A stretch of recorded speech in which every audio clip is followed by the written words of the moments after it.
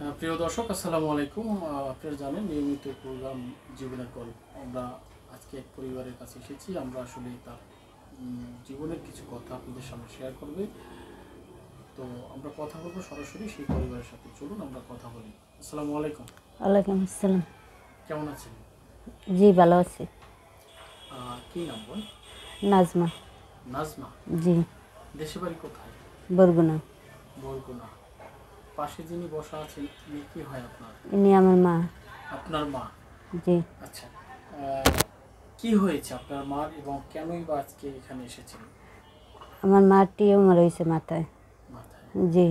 আচ্ছা, কতদিন? এই 1 বছর কাছাকাছি হয়ে গেছে, 1 বছরে। 1 বছর? হ্যাঁ। আচ্ছা, হাঁটতে পারে? হাঁটতে পারে না, আগে হাঁটতে পারতো, এখানে দিনের দিন আরো হয়ে যাচ্ছে, হাঁটতে পারে না। আচ্ছা, আপনার কয় ভাই বোন? আমরা হয়েছি 2 ভাই বোন। 2 ভাই বোন। জি। আচ্ছা, এই যে আপনার 2 ভাই বোন, ভাই বড় না আপনি বড়? আমি বড়। আপনি বড়? জি। ভাই কি করে? ভাই রিক্সা চালায়। চালান। আচ্ছা, তো ভাইয়ের সাথে থাকে না আপনার সাথে থাকে, একটু বিষয়টা একটু আমাদের কাছে ক্লিয়ার করবেন। আমার ভাইয়ের এখানে বোঝা হয়ে গেছে, আমার মা আমার মায়েরা রাখতে চায় না।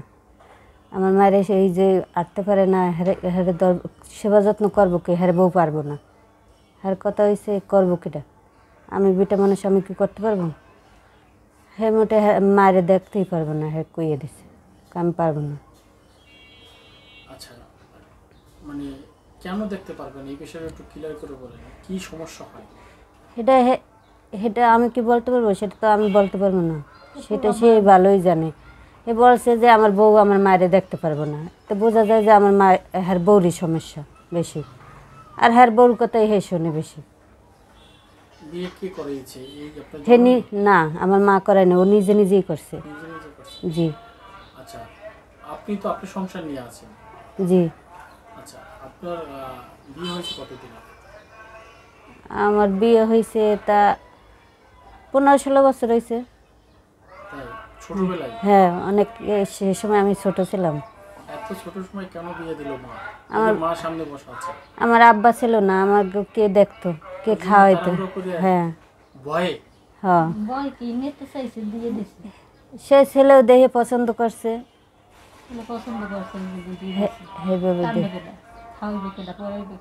এই জন্য মেয়ে বোঝা হয়ে যায় না? না থাকলে বোঝায় না কিছু আছে।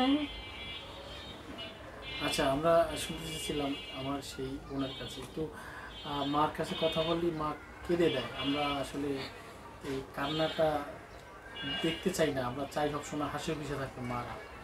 এই কান্না যেন না কেউ কান্না করে, সব ছেলেদের বিষয় বলছি, কোনো মা যেন এভাবে না কান্না করে দুয়ারে দুয়ারে। তো আমরা আসলে আপনার কাছে জানতে চাচ্ছি যে এই যে মাকে আপনার ভাইয়ের কাছ থেকে নিয়ে এসেছেন নাকি তিনি দিয়ে গেছে? সে দিয়ে গেছে। সে দিয়ে গেছে? হ্যাঁ। মানে তার কাছে কি সমস্যা মনে হয়েছে? হ্যাঁ, হের কাছে বোঝা। বোঝা? হ্যাঁ। বাথরুমে নেওয়া লাগে।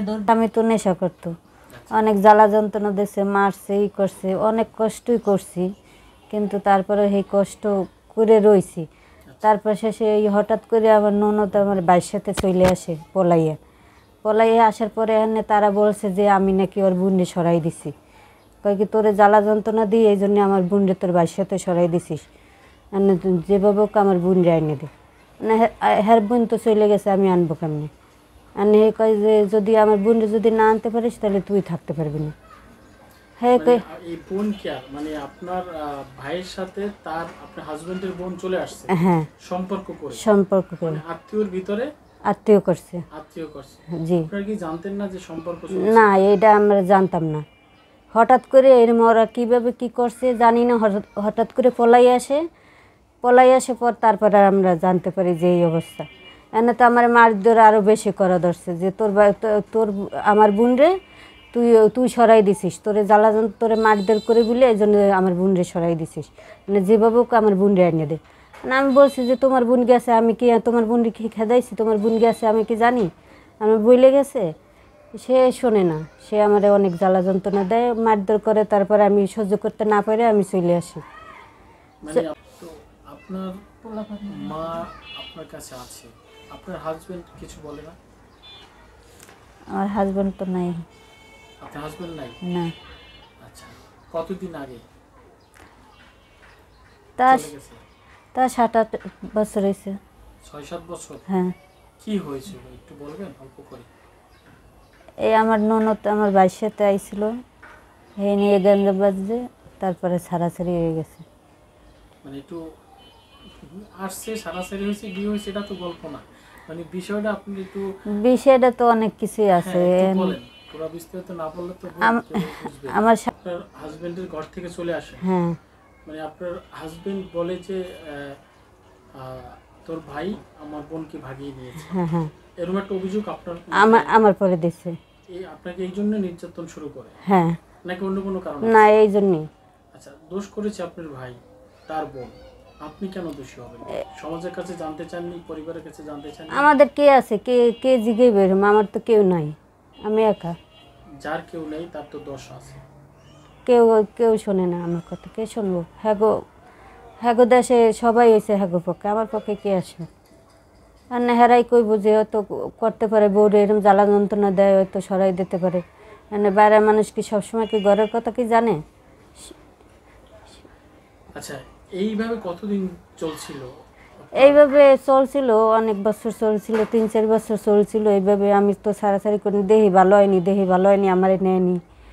তারপরে আরও একবার আমি গেছি, যার পরে আমারে অনেক খারাপ খারাপ কথা কইছে, যে তুই এই জায়গায় আইসিস কেন, তুই যে ঢাকা ছিলি, তুই কি ভালো ছিলি কি, তুই আইসিস কেন, এই কইয়া আবার আমার জ্বালা যন্ত্রণা, আবার মারধর শুরু করে।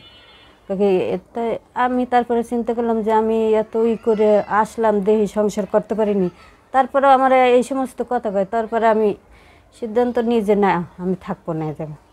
তারপরে আবার আমি চলে আসি। একটু পিছনের গল্প জানতে চাইব। যখন আপনার ননদ এবং আপনার ভাই যখন যাতায়াত করতো, বা আপনার ননদ আপনার কাছেই থাকতো, বা আপনার ভাই আপনার বাসায় যেত, এই যে আসা যাওয়ার মাঝে কখনো কি জানতে পেরেছেন যে আসলে তাদের ভিতরে একটা সম্পর্ক চলে? না, এমন কিছু জানতে পারি নাই। ওই আর কি, ওই ওরা ও যাইতো, আমার ভাই যাইতো, যাইয়ে বেড়াইয়ে করে আসতো, কিন্তু ওরা যে এইভাবেই করতো, আর কি ফেজলামি করতেই করতো, বেআই হিসেবে বেআইনি এইভাবে কথা বলতো, যে এত দূর গেছে, এটা আমরা কেউ জানতে পারিনি। আচ্ছা, যখন জানলেন তখন আপনার হাজবেন্ড কি আপনি জানিয়েছেন? যখন পলাই চলে এসেছে তখন তো সবাই জানছে, পলাই আসার পরে আমরা জানতে পারছি। না, যখন প্রথম থেকে শুরুর গল্পটা, আমি প্রথমে তো পালাই যায়নি, না, মিনিমাম 6 মাস 1 বছর তাদের সাথে একটা সম্পর্ক না, ছিল। কেউ এটা জানতে পারিনি। এই সম্পর্ক চলাকালীন আপনার হাজবেন্ড বা আপনি না। আপনি অন্য সদস্য যারা আছে, তারা কি কখনো বিষয়টা না, অনুভব করতে পেরেছেন? না, কেউ মানে বেআইনি এইভাবে কথাবার্তা বলতো, এর কি ফেজলিমি করতো, কেউ এটা মাইন্ড করে নাই, বুঝছেন? আবার আমার ভাইও ছোটো ছিল, সবাই ভাবছে যে এমনি এর কি ফেজলিমি করে, এইভাবে আর কি হয়েছে। আচ্ছা, এইভাবে যখন আপনারা দেখলেন যে তারা এইভাবে সম্পর্কটা রান করছে, কখনো কি আপনাদের সন্দেহ হয়নি? না, আমাদের সন্দেহ নেই, এভাবে সন্দেহ মতো কাজই করেনি, সন্দেহ করবো কেমনি?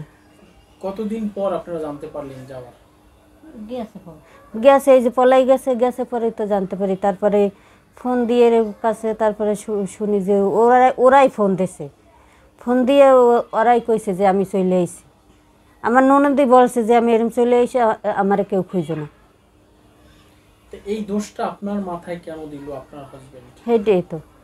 যেখানে তার বোন বলছে আমি চলে এসেছি, তাহলে তো আপনার ভাই কোনো দোষ নেই? না, উভয়ই দোষ, জি, দোনো পক্ষে সমানই দোষ। সমানই সেক্ষেত্রে দোষ। তো আপনাকে একাভাবে দোষ করতে পারে না। মানে ওই যে কি বলবো, যে নেশা যারা করে হ্যাঁ তো ই থাকে না, হেরা যেটা বলবো সেইটাই, বুঝছেন? আচ্ছা, আপনার আশেপাশে যারা পরিচিত আছিল তাদের কাছে কি কখনো এই বিষয়টা নিয়ে আলোচনা করেছিলেন? করছি না, হ্যাঁ হেরা কয় কি কি করবো, হেরা কি কিছু করতে পারবে, হেরা যা কইব সেইটাই। আমার বাসুর ছিল, হেডে হয়েছে যে মেন শয়তান ছিল, হেডে হয়েছে এই যে বাংলা মিশনের ই। আচ্ছা, তো দর্শক, আমরা শুনছিলাম তার জীবনের কিছু কথা, এবং তিনি আসলে বলতে চেয়েছেন তার পরিবার কিছু গল্প, এবং আমরা যেই বিষয়টা নিয়ে তাদের কাছে জানতে চেয়েছি, আসলে পুরো গল্পটাই আমরা কিছুটা হলেও শুনতে পেরেছি, আপনাদেরকে শোনানোর চেষ্টা করছি। এবং সবচেয়ে বড় কথা হলো ননদ তার ভাইয়ের সাথে চলে যাওয়ায় তার সংসার ভেঙে যায়, মূল কারণ। জি। আসলে এই গল্পটা আমরা তার কাছ থেকে এককভাবে আমরা শুনবো, আসলে এই পরিবারটি তারপরে কি হলো। আমাদের সাথেই থাকবেন, পরবর্তী প্রোগ্রাম দেখার আমন্ত্রণ জানিয়ে আমরা বিদায় নিচ্ছি। আল্লাহ হাফেজ, আসসালামু আলাইকুম।